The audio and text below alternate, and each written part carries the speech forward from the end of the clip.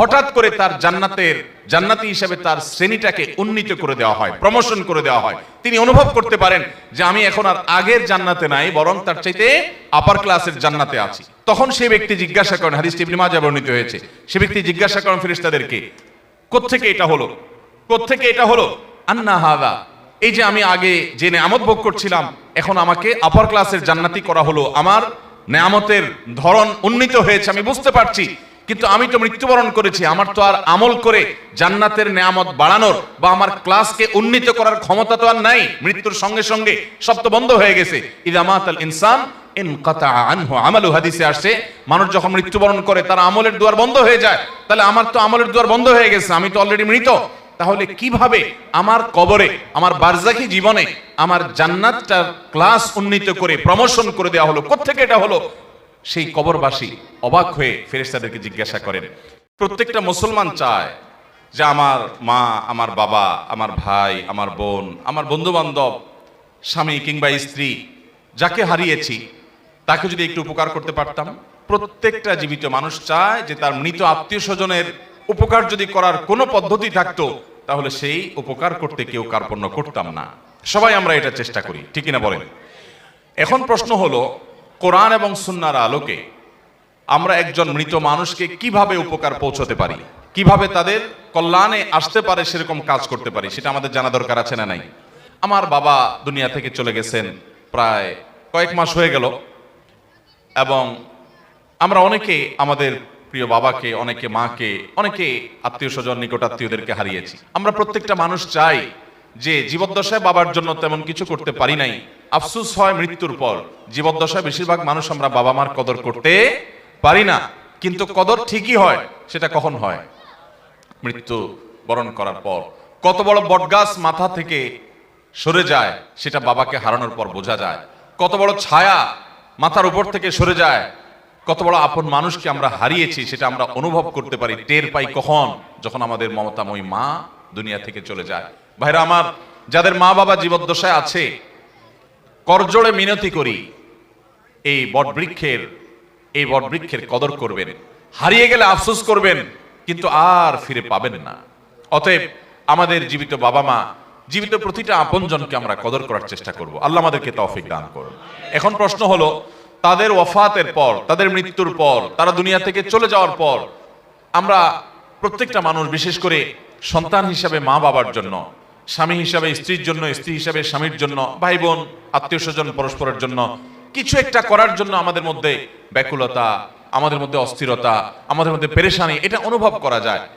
বাংলাদেশে ওলামা একরামের চাইতে, মাদ্রাসার শিক্ষকদের চাইতে, মসজিদের ইমাম খতিবদের চাইতে সাধারণ মানুষের এই আকুলতা, এই ব্যাকুলতা, এই অস্থিরতা, এই পেরেশানি মুর্দার জন্য কিছু করার যে চেষ্টা, এটা আলেমদের চাইতে আর ভালো কে জানে?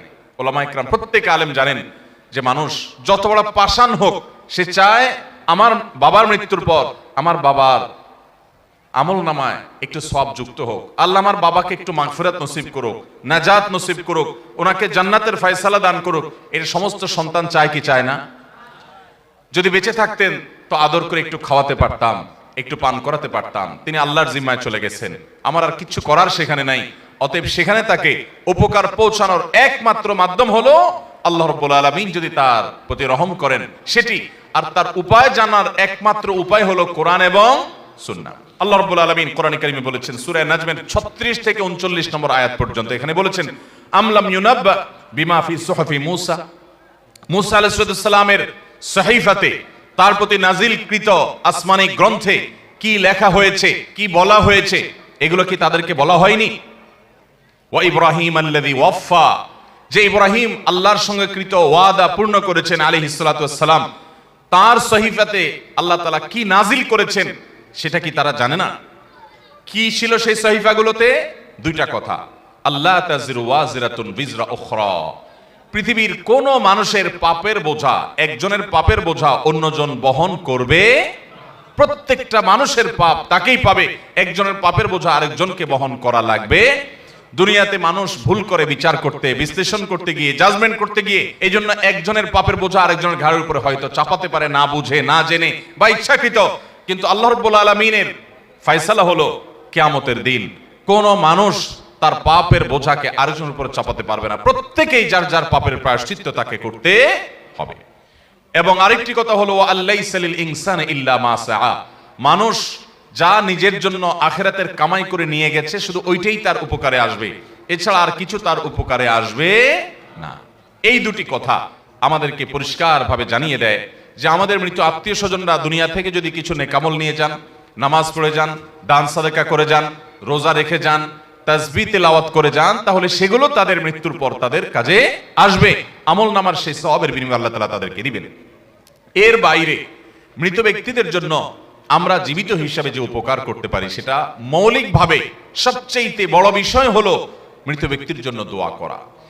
দোয়া করা এটা এত বড় উপকারী একটা কাজ যে নবী করিম সাল্লাল্লাহু আলাইহি সাল্লাম বলেছেন, মানুষের মৃত্যুর পর বারজাখী জীবনে, বারজাখী জীবন মানে হলো মৃত্যুর পর কবরস্থ হলে কবরে বা মানুষের ধ্বংসাবশেষ যেখানে যে অবস্থায় থাকে সেটার সেই জীবনটাকে বলা হয় হলো বারজাখী জীবন। বারজাখী জীবনে আল্লাহ রাব্বুল আলামিন মানুষকে জান্নাতি হলো জান্নাতের নেয়ামত আর জাহান্নামী হলো জাহান্নামের শাস্তি তাকে ভোগ করান, এবং সেটা অলৌকিকভাবে হয়, অদৃশ্যের বিষয়, আমরা সেটা অনুভব করতে পারি না।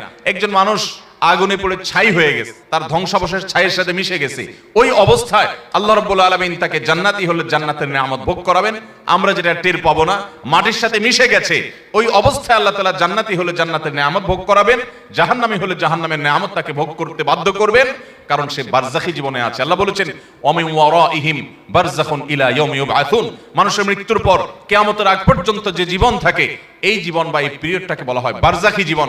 এই বারজাখী জীবনে একজন মানুষ যদি জান্নাতি হন, অর্থাৎ জান্নাতের সাথে তার কানেক্টেড করে দেওয়া হয় তার কবরকে, তখন সেই ব্যক্তিকে জান্নাতি হিসাবে যেই ক্লাসের জান্নাতি, যে শ্রেণীর জান্নাতি, হঠাৎ করে তার জান্নাতি হিসাবে তার শ্রেণীটাকে উন্নীত করে দেওয়া হয়, প্রমোশন করে দেওয়া হয়। তিনি অনুভব করতে পারেন যে আমি এখন আর আগের জান্নাতে নাই, বরং তার চাইতে আপার ক্লাসের জান্নাতে আছি। তখন সেই ব্যক্তি জিজ্ঞাসা করেন, হাদিসটি ইবনে মাজাহ বর্ণিত হয়েছে, সেই ব্যক্তি জিজ্ঞাসা করেন ফেরেশতাদেরকে, কোত্থেকে এটা হলো, কোত্থেকে এটা হলো? আন্না হাযা, এই যে আমি আগে যে নেয়ামত ভোগ করছিলাম এখন আমাকে আপার ক্লাসের জান্নাতি করা হলো, আমার নেয়ামতের ধরন উন্নীত হয়েছে, আমি বুঝতে পারছি, কিন্তু আমি তো মৃত্যুবরণ করেছি, আমার তো আর আমল করে জান্নাতের নেয়ামত বাড়ানোর বা আমার ক্লাসকে উন্নীত করার ক্ষমতা তো আর নাই, মৃত্যুর সঙ্গে সঙ্গে সব তো বন্ধ হয়ে গেছে।